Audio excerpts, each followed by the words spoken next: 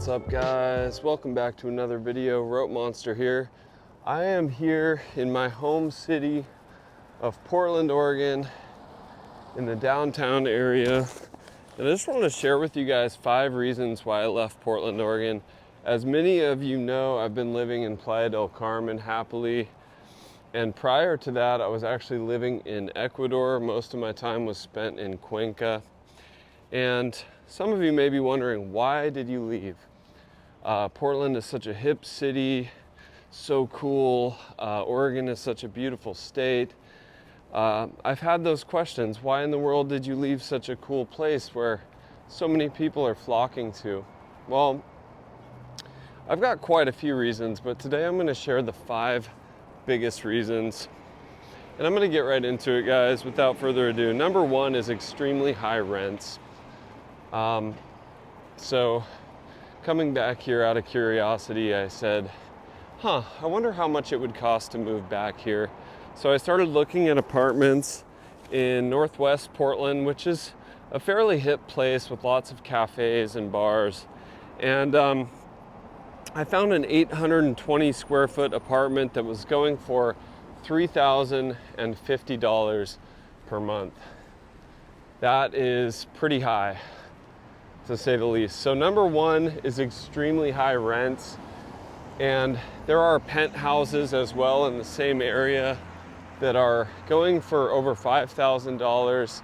I saw one for $6,100, and that just doesn't seem like a very good deal to me to live here. And there's such a stark contrast.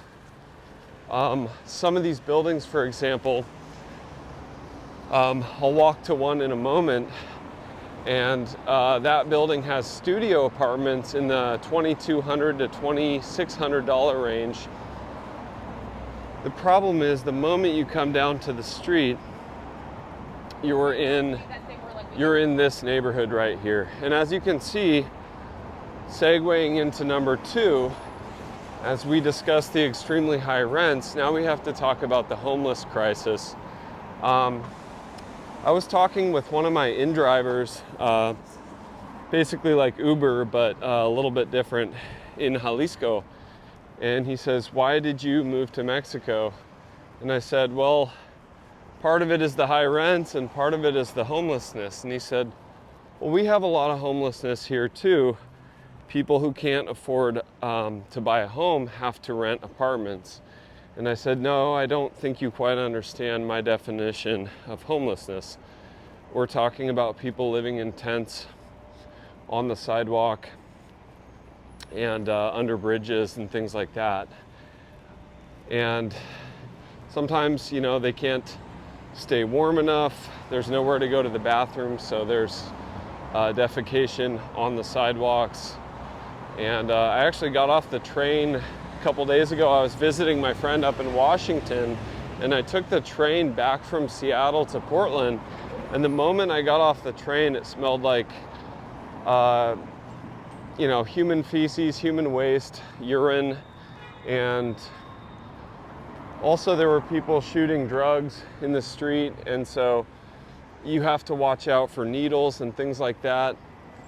And last summer, the city of Portland did make it technically illegal to be homeless, but they didn't just go around and start arresting people.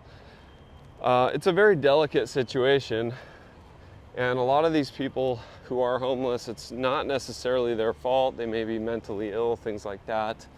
But nonetheless, it's an issue. And Portland made it very, very easy and even cool to be homeless for a while. They were giving out free paraphernalia to do drugs to try to keep people from contracting diseases. They were giving out fresh devices so that people weren't sharing. And unfortunately, during that time, it became kind of difficult not to step on a used needle walking through Portland, or feces or things like that. And these sidewalks were completely lined with tents. And so it seems like what the city of Portland has done is actually working. This is a cleaned up version, believe it or not.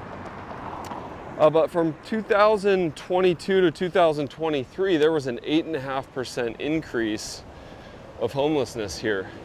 So it's now tapering off, but those were pretty tough times, and that can be really depressing to be around, and seeing that much suffering and pain is really difficult. It's hard to be happy and smile when you're seeing that on a daily basis.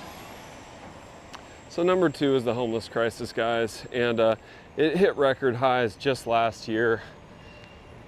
And I said, you know what, it's time to go. And number 3, you can see here in the video, is the climate. We're almost into June.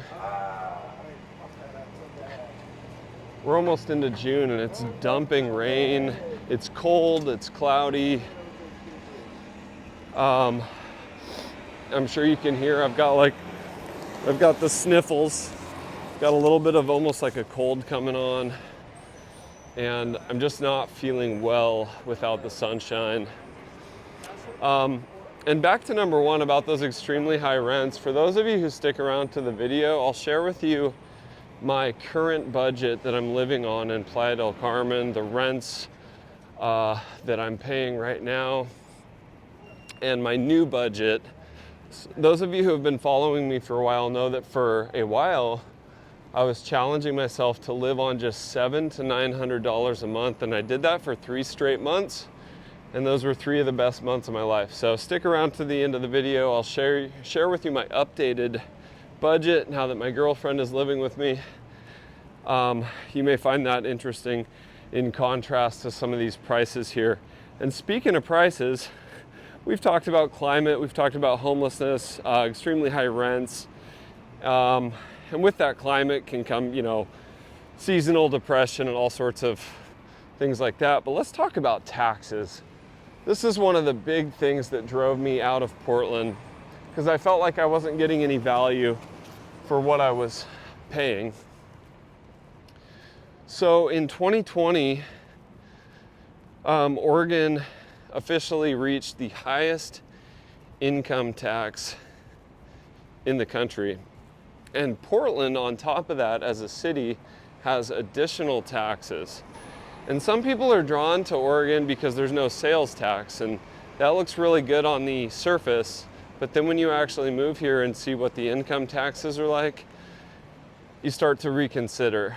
But also, if you live in Portland, you have the art tax, the TriMet tax, daycare tax, all sorts of taxes that just add up and eat away at your earnings. And a lot of people have moved here for those high-paying tech jobs with Intel, administrative jobs with Nike. And so the salaries can be tempting, but if you're paying massive income tax on that, it's not so attractive compared to states like Texas, where there's no income tax. All right, guys, and that actually brings me to the influx of people, number 5. So number 4 was taxes. Number 5 is the influx of people, the population growth. So I mentioned those tech jobs with Intel and other companies out in the suburbs. Well, that has brought a huge influx of people from California, but also from India. There's a lot of immigrants, and I'm super happy for them. They're here living the American dream, making money, supporting their families in a big way. But the traffic is now absolutely atrocious trying to get to and from the suburbs, to the city, to the center. But I'm getting kind of a weird vibe right now down here. It almost feels like a ghost town without all the tents lining the sidewalks. It makes me wonder where all the homeless people ended up. I know that they're building camps and proper shelters for them, but there can't possibly be enough for the amount of people who are living on the streets. So that kind of rubs me in a weird way. I just feel kind of an ominous feeling about that. But yeah, the influx of people, one example is I used to go out to the Columbia River Gorge to hike. And specifically, there's a famous waterfall called Multnomah Falls. And it used to be you could just drive out there and go for a hike whenever you wanted, visit the waterfall. And now you need a permit. The parking lot is always full. So you literally need to go online weeks or months in advance to go to Multnomah Falls. I went out for one hike at a place called Oneonta Gorge, one of my favorite hiking places as a kid. And there was a line of people waiting to go through the gorge. And I thought, this can't be. But that was as far back as 2014, and the population has blown up way more since then. All right, guys, and then also just a bonus, those were the 5 main reasons right there, but also the crime rates. We're looking at record high homicides, assaults, auto theft is through the roof. And you know, even right now as I'm filming this, I got a look from that guy back there in the red car, looking like he wanted to rob me. Obviously I have a gimbal and an iPhone just sitting here.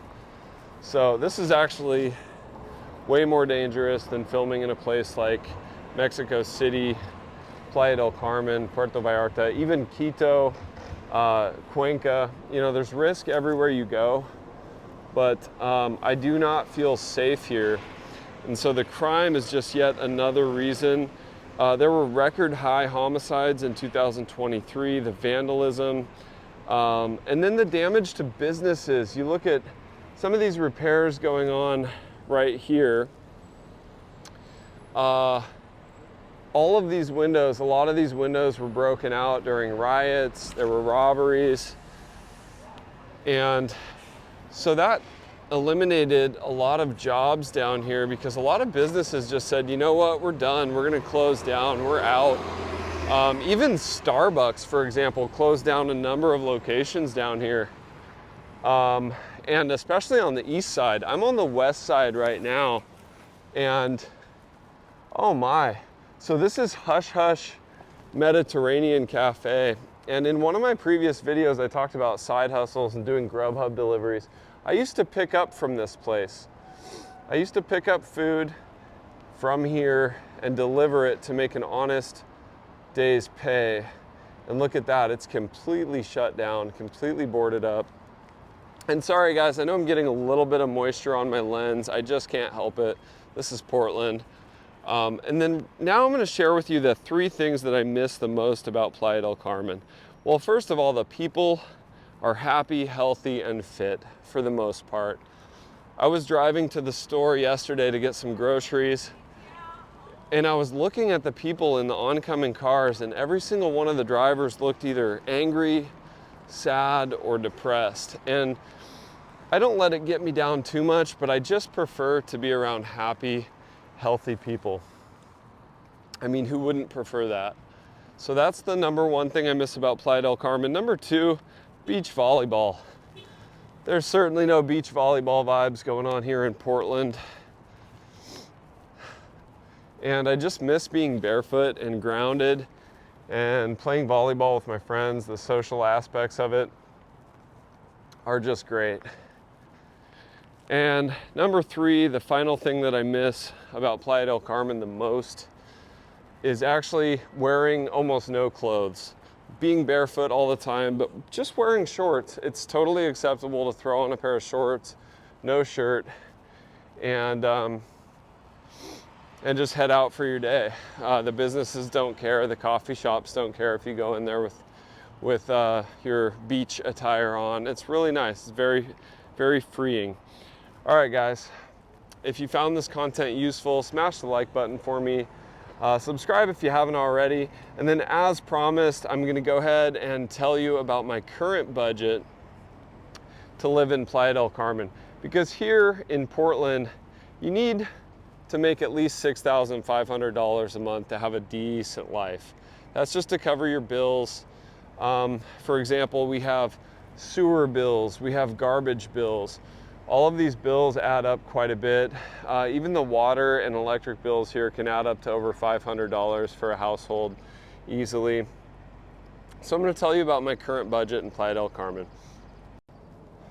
All right, guys, all of my gear is getting wet, so I'm just gonna make this quick. My current budget in Playa del Carmen, I'm living with my girlfriend, living a very rich life for about 1,200 to 1,300 US a month.